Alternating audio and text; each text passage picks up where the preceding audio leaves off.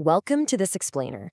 If you're studying for the JLPT N5 or, just trying to navigate your first trip to Tokyo, you've probably hit it. The infamous wall of Japanese counters. In English, it's a breeze. We simply say 3 cats or 5 books. But in Japanese, counting operates on what feels like this rigid mathematical formula. Number plus counter plus the particle no plus the noun. I know, it sounds super intimidating at first, but I promise you, there is a beautiful, completely predictable logic to it, and we are going to unlock that together today. Okay, let's dive into this. We've got 6 parts today. First, the universal counter, then the secret phonetic code, counting people, shape-based counters, machines and drinks, and we'll wrap up with how to ask how many. Section 1. The universal counter. So think of this generic tsu counter as, well, your ultimate beginner safety net. 1 is hitotsu, 2 is futatsu, and 3 is mitsu. Now, a quick heads up. This native counting system only goes up to 10, and actually number 10 is just 2, dropping the tsu entirely. But honestly, it's a traveler's absolute best friend. When you're standing in a shop and you literally have no idea what the official shape of an object is, you just fall back on this system. Let's ground this in a real-world scenario. You're at a restaurant, you point right at the menu, and you just say, "Kore futatsu onegaishimasu," meaning 2 of this, please. That's the whole shebang. You've just successfully ordered without needing to know a single specific object counter. It's an incredibly powerful and polite phrase to keep in your back pocket. Section 2. The secret phonetic code. Now, while that universal counter is a fantastic fallback, specific shape counters have this terrible reputation for being irregular and just downright frustrating to memorize. But here's the secret. They actually follow a highly predictable phonetic code. Now, what's really interesting about this slide is how it illustrates the shift. The base number 6 is roku, right? But when we count long objects using the counter han, it transforms into rappan. The ku drops out entirely, and it's replaced by a small tsu, known as a sokwan, which doubles that next consonant. It's like a linguistic shortcut. So, here are the actual rules of the code, laid out nice and clear.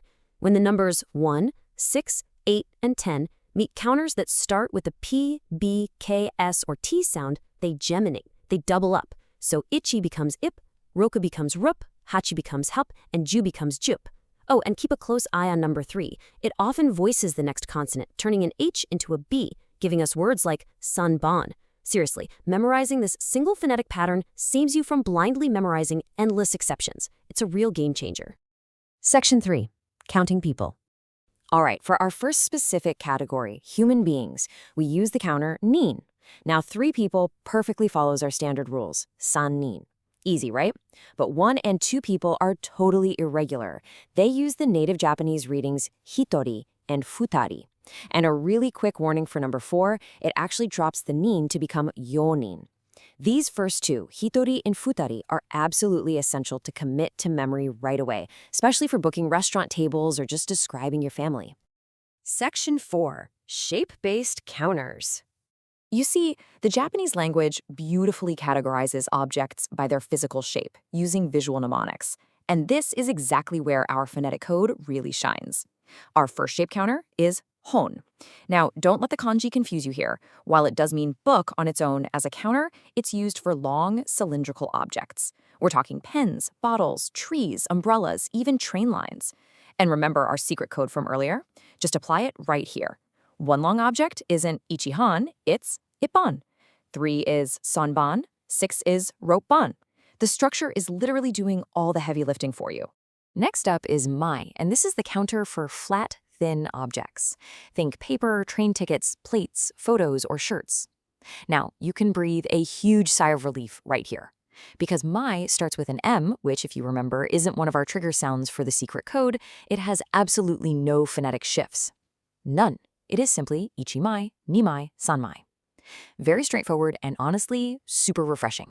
So, the crucial point is noticing what happens with ko. This one is used for small, roundish objects like apples or eggs, or honestly, just as a general default counter. Because colt starts with a K sound, it directly triggers our sokuon shift, so we instantly get ikko, rokko, hakko, and yukko. Do you see how that phonetic pattern just keeps reappearing and making your life so much easier? It's brilliant. Section 5. Machines and drinks. These next two counters are absolute essentials for everyday travel, shopping, and dining in Japan. First up is dai, which is used for machines and vehicles. Cars, computers, TVs, you name it. And because it starts with a D, it is perfectly steady. Ichidai, nidai. Contrast that directly with hai, the counter for cups and bowls. Because it starts with an H, it beautifully triggers our phonetic secret code. So 1 cup becomes ippai, 3 cups is sanbai, and 6 cups is roppai. Let's move on and see how this builds into real-world fluency. Here's a classic order you might make at an izakaya. Kare hitotsu to nama biru hitotsu, onegaishimasu, meaning I'll have 1 curry and 1 draft beer, please. Notice how we seamlessly use the universal hitotsu to order both our food and our drink without getting bogged down in the specifics. It's polite, it's totally natural, and it is completely grammatically correct for the N5 level. Section 6. Asking how many. Now, knowing how to count is fantastic, but you also absolutely need to know how to ask questions about quantity. You have 2 distinct paths here. If you know the specific shape counter, you just attach nan right in front of it. How many people? Nannin. How many long objects? Nanbon. Alternatively, if you're using the native universal system, the question word completely changes to ikutsu. Both mean how many, but their application depends entirely on which counting path you've chosen to take. And this brilliantly illustrates everything we've talked about today. Imagine you're sitting in a Tokyo restaurant and you want to order 3 bowls of ramen for your table. Do you ask for sunko, sanbai, or mitsu? Well, a bowl uses hai, making it sanbai. But hey, if you panic, you know the universal mitsu will completely save you. The true beauty of Japanese is that while there's this complex, fascinating system of categorizing the world by shape, there is always a logical fallback. So I leave you with this. Next time you look at the objects around your room, ask yourself, what shape is this and what is its secret code?